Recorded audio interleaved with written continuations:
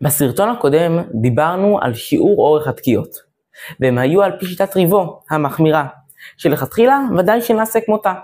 אך המבצעים מזמנים לנו מצבים בהם נסמוך על שיטת רש"י, המקלה יותר. שיטת רש"י סוברת שבתרועה מספיק 3 תרועות בלבד, ובשברין כל שבר כשיעור 2 תרועות לערך, ובהתאם לזה תתקצר גם אורך התקיעה. פתיח ומיד נרחיב.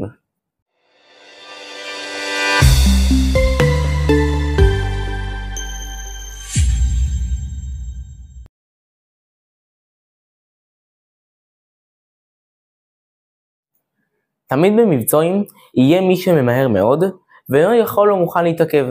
בשבילו ניתן לקצר את אורך התקיעות וכדלהלן. את התקיעות של תשרת ניתן לקצר עד משך זמן של 9 תרועות. את התקיעות בתש"ת נקצר עד זמן של 6 תרועות לערך, והתקיעות בתרת עד שיעור 3 תרועות. את התרועה ניתן לקצר ל3 תרועות, ואת השברים ניתן לקצר עד שיעור שיהיה כל שבר כ2 תרועות לפחות. לכתחילה עדיף לדייק ולעשות את השבר כשיעור 2 תרועות בדווקא, אך אין זה מעכב.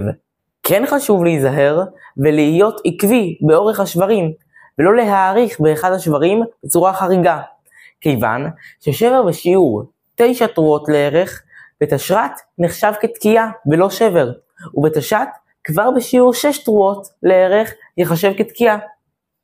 כשהזמן קצר יותר ואין זמן ל30 תקיעות, עדיף שיתקע 3 פעמים תשרת, וקודם התקיעות יתנה על תקיעת השברים והתרועה, שאם אחת מהם מיותרת ואינה התרועה שאמרה תורה, לא תהא תקיעה זו לשם מצווה, אלא כמתעסק בעלמא. באופן הזה חשוב לשים לב לשני דברים. 1. לא לברך על התקיעות. 2. לא לתקוע שברים תרועה בנשימה אחת, אלא להפסיק ולנשום ביניהן. המדרג הזה שהצגנו, ניתן להשתמש בו גם כאשר בעל התוקע נחלש, ואין בכוחו לתקוע כל 30 קולות כפי השיעורים שלכתחילה. יכולנו להפחית כפי המדרג שהבאנו לעיל.